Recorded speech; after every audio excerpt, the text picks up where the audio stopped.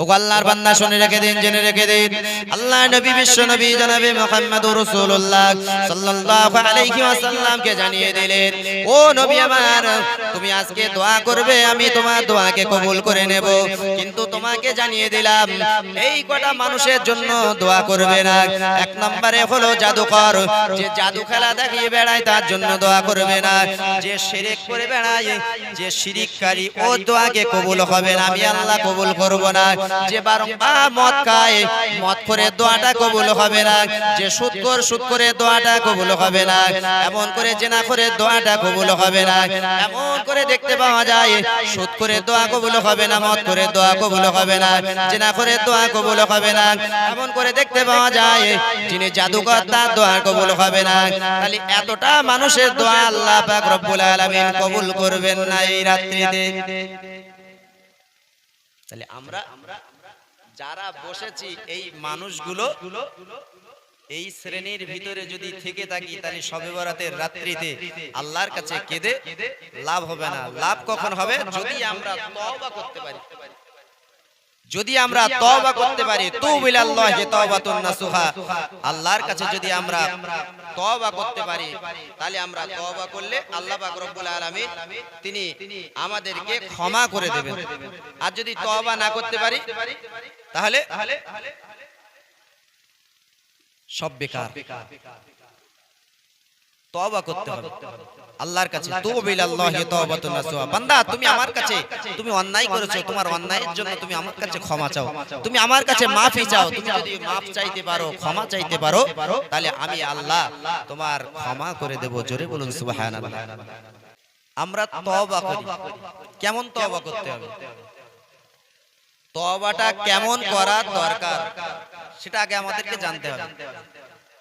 আল্লাহ রাসূল সাল্লাল্লাহু আলাইহি ওয়াসাল্লামকে একটা মহিলাকে আনা হলো, একটা মহিলাকে আনা হলো জুহাইনা গোত্রের। এই জুহাইনা গোত্রের মহিলাটা তিনি খারাপ কাজ করে ফেলেছে। এখন এই খারাপ কাজ করার জন্য তার গর্ভে সন্তানও গিয়েছে। আল্লাহ রাসূলের কাছে এনেছেন, ইয়া রাসূলুল্লাহ, এই মেয়েটা জিনা করেছে, এর পেটে সন্তানও গিয়েছে, এর জন্য কি হবে বলে? তওবা কার বলে? তো এই জুহাইনা গোত্রের মেয়েটাকে আনলো, তার পেটে বাচ্চা। আল্লাহ রসুলের কাছে যখন আনলো, আনার পরে আল্লাহ রসুল বলছে, একে বাড়ি নিয়ে যাও, বাড়িতে রেখে দাও, বাচ্চা যত সময় না হবে তত সময় বাড়িতে রাখবে, বাচ্চা হওয়ার পর আমাকে কাছে নিয়ে আসবে। সোজা চলে গেল, বাড়িতে নিয়ে গেলেন। ওই মহিলাটার বাচ্চা হলো। বাচ্চাটা হওয়ার পরে আস্তে আস্তে কয়েকদিন পরে আল্লাহ নবী বিশ্ব নবীর কাছে নিয়ে আসলেন। বাচ্চাটা একটু বড় হয়ে তারপর নবীর কাছে যখন নিয়ে আসলো, আল্লাহর নবীর কাছে বলছেন, ইয়া রাসূলুল্লাহ, সেই মেয়েটাই, যে মেয়েটা জিনা করার কারণে আজকে এর বাচ্চা হয়েছে।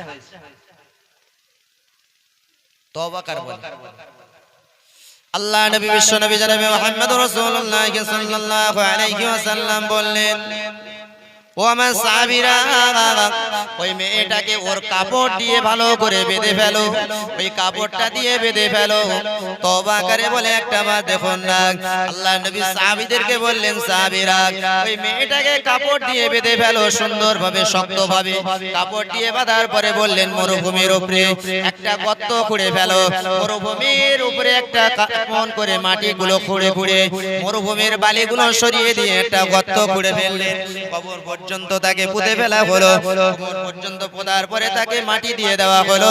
মাটি দেওয়ার পরে আল্লাহ নবী বিশ্ব নবী আমার সাহাবীদেরকে বললেন, ও বাবা সাহাবীরা, ওই মেয়েটার উপরে পাথর মেরে দাও, ওই মেয়েটাকে পাথর মেরে মেরে দুনিয়ার জমিন থেকে শেষ করে দাও।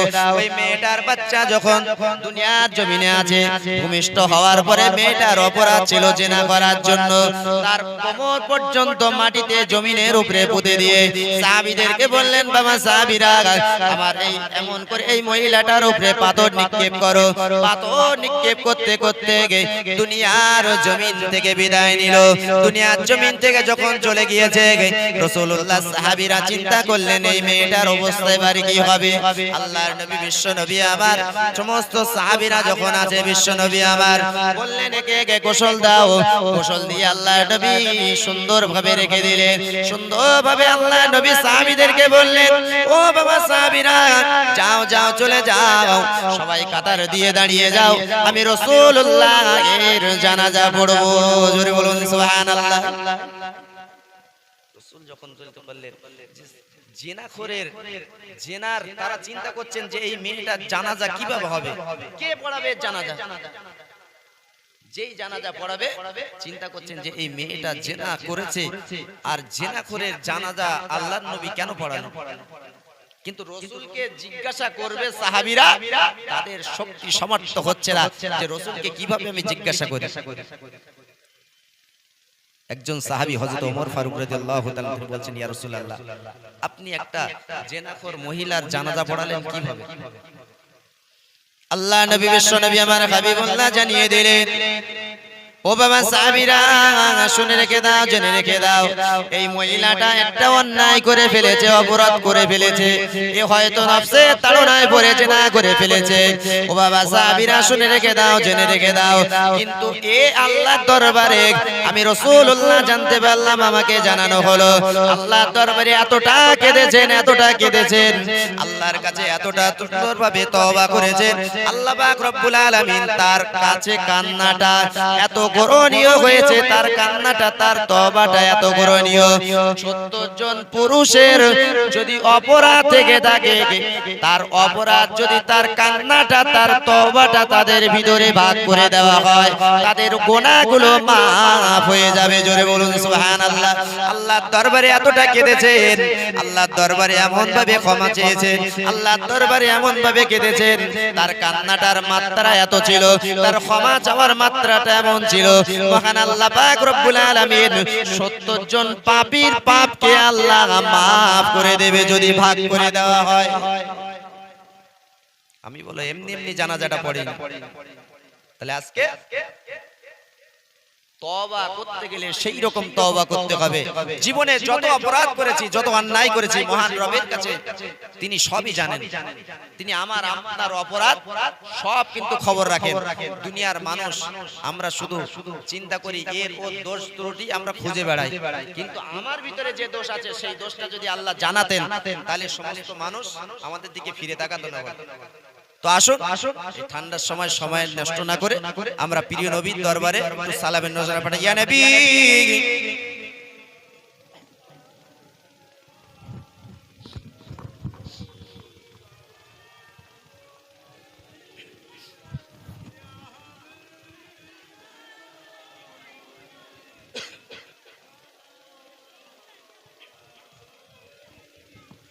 আশরাকাল বদরু আলাইনা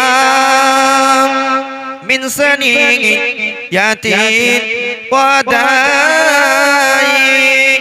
ওয়াজাবা শুকরু আলাইনা মাদামা লিল্লাহি দাই ইয়া নবী সালামুন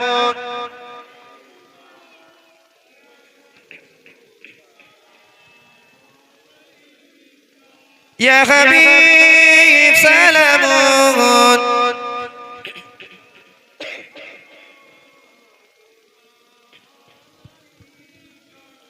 কঠিন হাসরের দিনে কি আছে মোদের কপালে,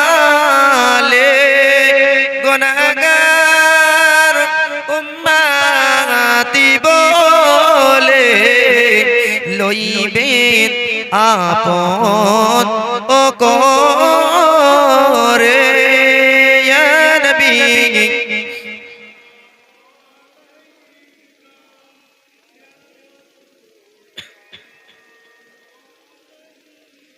ইয়া হাবিব সালাম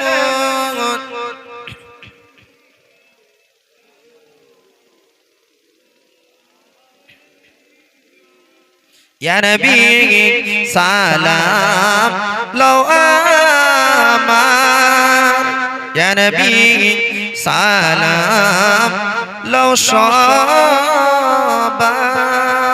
ইয়া নবী সালাম লও এ বাংলার মোরা যে অতি বগনাগার ইয়া নবী ইয়া রাসূল সালাম ইয়া হাবিব সালাম আলাইকা সালাম সকলে বসে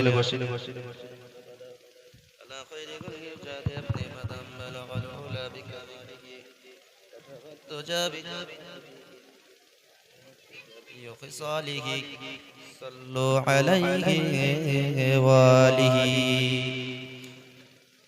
সবাই সবরে সারি সূরা ফাতিহা 3 বার সূরা ইখলাস 10 বার একবার দর্শন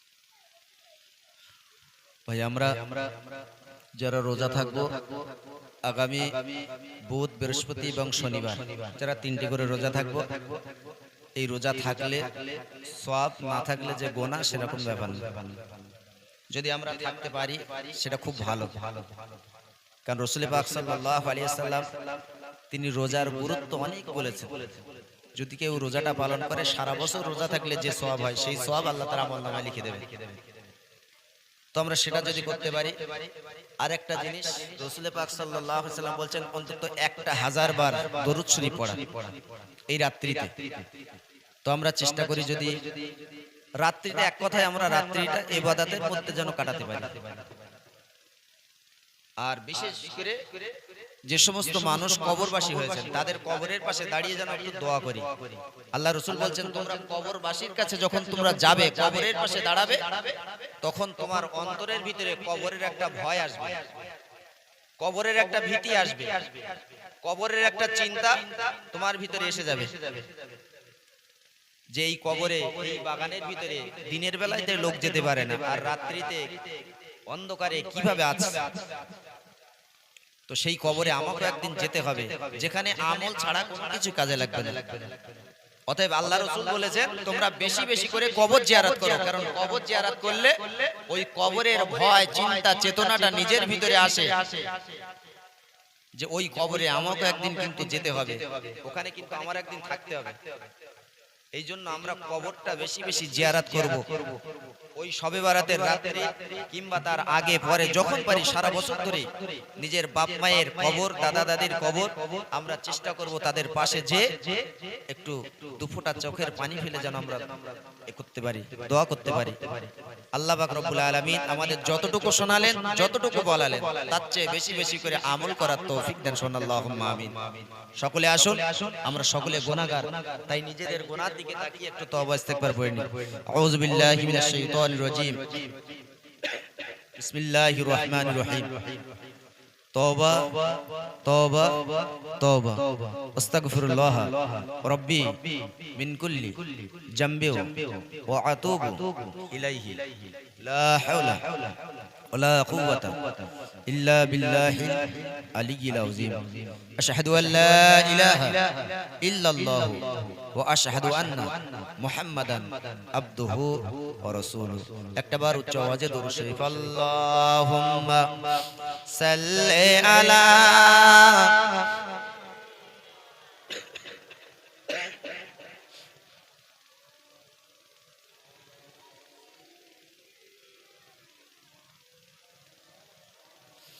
اللهم ربنا ظلمنا أنفسنا وإن لم تغفر لنا وترحمنا لنكونن من الخاسرين ربنا آتنا في الدنيا حسنة وفي الآخرة حسنة وقنا عذاب النار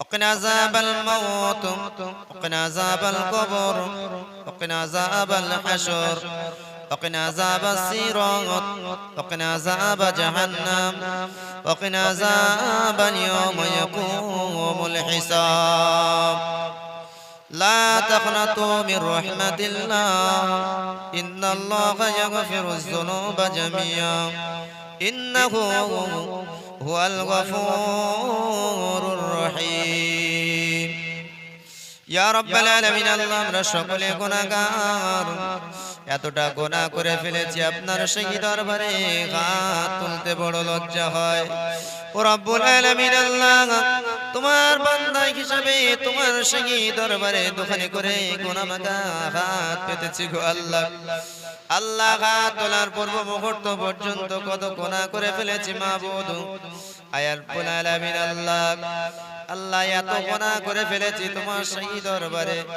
আয় আল্লাহ তুমি যদি নেক নজরে না তাকাও ভালো নজরে তাকাও ও রব্বুল আলামিন আমরা বড় ক্ষতিগ্রস্ত হয়ে যাব গো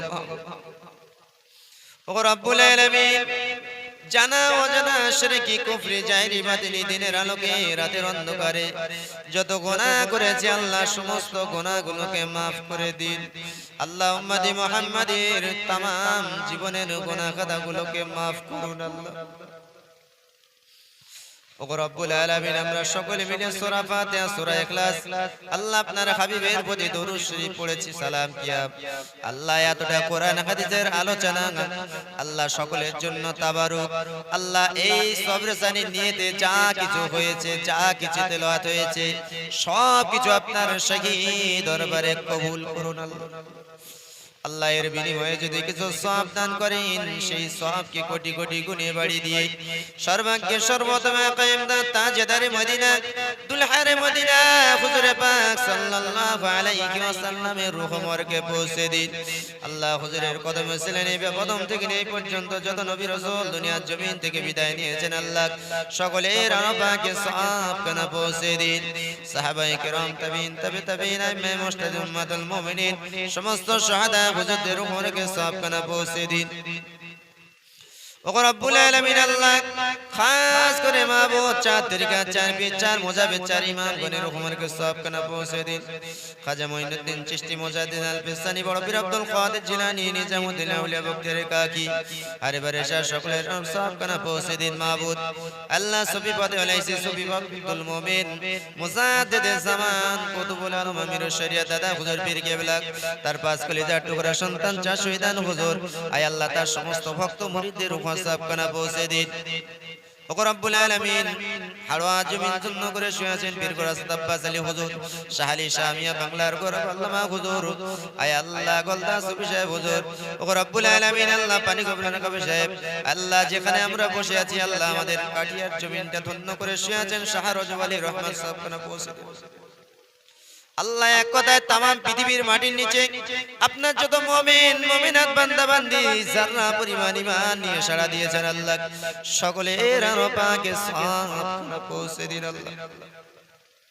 আল্লাহ আমি আদম গুনাহগার আমার সঙ্গে যারা হাত তুলে আমিন আমিন করে কেউ বা চিরজীবনের মতো আব্বাকে হারিয়ে ফেলেছে ওগো রব্বুল আলামিন, যে আব্বা কত কষ্ট করে মাথার ঘামকে পায়ে ফেলে আল্লাহ আমাদের মুখে আহার জুগিয়ে দিয়েছিল গো মাহবুব আল্লাহ, সেই আব্বা আমাদেরকে মানুষ করতে গিয়ে যেভাবে ডাকলে সন্তুষ্ট হন আল্লাহ, সেইভাবে হয়তো ডাকতে পারিনি গো মাহবুব আল্লাহ।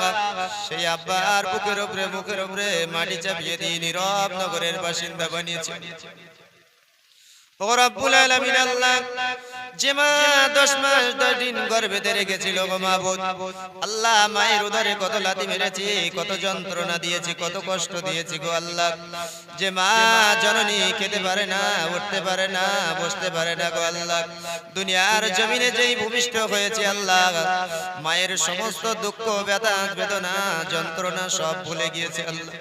ওগো রব্বুল আলামিন, আমরা অনেকে সেই মায়ের বুকের উপরে মুখের উপরে মাটি চাপিয়ে নীরব নগরের বাসিন্দা বানিয়েছে আল্লাহ। কেউ বা উভয়কে হারিয়ে এতিম সেজে এতিম বেশে আপনার সেই দরবারে দোকানে করে খালি হাত পেতেছি গো আল্লাহ। ওগো রব্বুল আলামিন, অনেকে দাদার আদরে মানুষ হয়েছি, অনেকে দাদির আদরে মানুষ হয়েছি, তাদেরকে বিদায় দিয়েছি ওগো রব্বুল আলামিন। অনেকে নানা নানির আদরে মানুষ হয়েছি, তাদেরকে অনেকে বিদায় দিয়ে ফেলেছি গো আল্লাহ।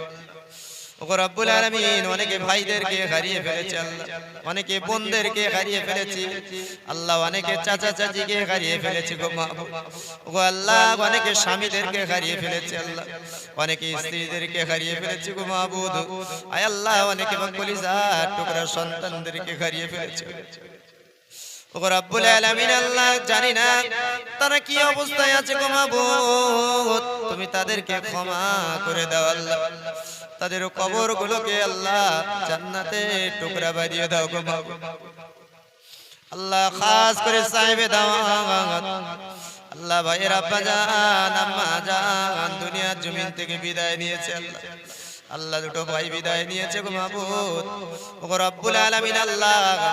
ভাইয়ের জন্য দোয়া করে আয় আল্লাহ, স্ত্রী স্বামীর জন্য দোয়া করে আল্লাহ ওগো রব্বুল আলামিন আল্লাহ। দাদা দাদি নানা নানি এই বংশ থেকে যারা জনম জনমের মতো বিদায় বিদায় বিদায় চির বিদায় দিয়ে কয়দিন কবরের বাসিন্দা বেঁধেছে গো মাহবুব ওগো রব্বুল আলামিন, যেভাবে ডাকলে তুমি সন্তুষ্ট হও সেইভাবে হয়তো ডাকতে পারিনি গো আল্লাহ। আজকে শুধু চাতক পাখির নাই তাকিয়ে আছে আমার সন্তান কখন আমার জন্য একটু সবরের সানি করবে, আমার জন্য একটু কাজ করবে, দান সদকা করবে, ভালো কাজ করবে, আমার জন্য একটু সব পাঠাবে, এই আশায় আমাদের বুকের পারে তাকিয়ে আছে গো আল্লাহ। ইসবের হকদার বানিয়ে দিয়ে আল্লাহ, তাদের অন্ধকারময় কবরখানে আপনি আলোকময় বানিয়ে দিন, তাদের সংকীর্ণময় কবরখানে আপনি প্রশস্তময় করে দিন মাহবুব আল্লাহ। তাদের কবরকে আল্লাহ জান্নাতে টুকরা বানিয়ে দিন মাহবুব। কবরের ভিতরে জান্নাতের পোশাকটা আপনি পরিধান করিয়ে দিন, কবরের ভিতরে জান্নাতের খানা আপনি দিয়ে দিন আল্লাহ। কাল কিয়ামত পর্যন্ত জান্নাতের খাওয়াকে আপনি প্রবাহিত করুন আল্লাহ ওগো রব্বুল আলামিন। যদি আপনি আযাব দেন, গজব দেন, আপনার কোনো লাভ হবে না গো আল্লাহ। আল্লাহ, আপনার বান্দা বান্দীকে আপনি যদি ক্ষমা করেন আল্লাহ, আপনার কোনো ক্ষতি হবে না গো মাহবুব আয় আল্লাহ। আয় আল্লাহ, আমরা তাদের জন্য দোয়া করি গো মাহবুব আয় আল্লাহ। এই বাড়ি থেকে যারা বিদায় নিয়ে চলে গেছেন আল্লাহ, ভাই থেকে শুরু করে মাহবুব আয় আল্লাহ, তার বাপ মা দাদা দিদি থেকে শুরু করে যারা বিদায় নিয়েছেন সকলকে আপনি ক্ষমা করে সকলের কবরগুলোকে আপনি জান্নাতের টুকরা বানান আল্লাহ। আল্লাহ, একদিন আমরাও বিদায় নিয়ে চলে যাব মাহবুব আয় আল্লাহ, ওই কবর নেমিও জায়গায় আমাদেরকেও একদিন যেতে হবে গো মাহবুব আল্লাহ। যেখানে দরজা জানালা কিছুই নেই গো মাহবুব আয় আল্লাহ, আল্লাহ ওই অন্ধকার ঘরে শুধু আমল ছাড়া কিছুই কাজে লাগবে না গো মাহবুব আল্লাহ। তোমার হাবিব জানিয়েছেন কবরটা হলো আখিরাতের প্রথম মঞ্জিল, কবরে যে ধরা পড়বে সমস্ত ঘাটিতে ধরা পড়ে যাবে, কবরে যে ছাড় পেয়ে যাবে সমস্ত ঘাটিতে ছাড় পাবে আল্লাহ। আপনার শাহী দরবারে দোয়া চাই এই শাবান চাঁদে দেখো মাহবুব আয় রব্বুল আলামিন। যত সময় কবরের উপযুক্ত না হব তত সময় কবরের ডাক দেবেন না গো আল্লাহ। আল্লাহ, কবরের উপযুক্ত না করে পৃথিবীর জমিন থেকে আপনি তুলে নেবেন না গো আল্লাহ। আল্লাহ তার আগে একটাবার খানায় কাবা না দেখে মৃত্যু দেবেন না গো আল্লাহ। আল্লাহ আপনার হাবিবের চাঁদ মুখটা না দেখে মৃত্যু দেবেন না গো আল্লাহ। আল্লাহ আপনার হাবিবের রওজা পাক না দেখে পৃথিবীর জমিন থেকে আপনি তুলে নেবেন না গো আল্লাহ। ও রব্বুল আলামিন, আল্লাহ আপনি আমাদের সকলের জন্য হালাল রুজিতে বরকত দিন। আল্লাহ হারাম থেকে পরহেজ করার তৌফিক দিন মাবুদ।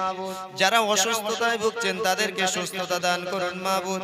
আয় আল্লাহ আপনার আসমানে বানাকে আসমানে তুলে নিন, জমিনে বালাকে জমিনে দাফন করে দিন মাবুদ। ও রব্বুল আলামিন, আল্লাহ ভাইয়েরা যে ব্যবসা করে ব্যবসার ভিতরে আপনি বরকত দিন মাবুদ। আয় আল্লাহ সমস্ত খারাপিকে আপনি দূর করে দিন মাবুদ। আল্লাহ সকলের শরীরকে আপনি সুস্থতা রেখে দিন। আল্লাহ আপনি আমাদের সকলকে পাঁচ ওয়াক্ত নামাজি বানিয়ে দিন, দিনদার ইমানদার মুত্তাকিন আপনি বানিয়ে দিন মাবুদ। আল্লাহ আপনি তো জানেন মাবুদ কে কি কাজ করি। আল্লাহ আল্লাহ এমন অভাব দেবেন না আল্লাহ যে অভাবের কারণে সমাজে অপমানিত লাঞ্ছিত হই। আল্লাহ আল্লাহ আল্লাহ অভাব দেবেন না মানুষের কাছে আল্লাহ অপমানিত হতে পারে। আল্লাহ আপনি আমাদের রুচিতে কামাইতে বরকত দান করুন মাবুদ। আল্লাহ আজকের এই মজলিসটাকে আপনি কবুল করুন। আল্লাহ আল্লাহ এই মজলিসটাকে আপনি কবুল করে নিন। আল্লাহ আল্লাহ কাল হাসরের মাঠে ময়দানে মাহাশরে যেদিন কেউ কারো হবে না আল্লাহ, আল্লাহ আপনি আমাদের এই মজলিসটা সকলের জন্য নাজাতের ওসিলা বানিয়ে দেবেন। আল্লাহ আল্লাহ আপনি আমাদের সকলের জন্য নাজাতের ওসিলা বানিয়ে দেবেন।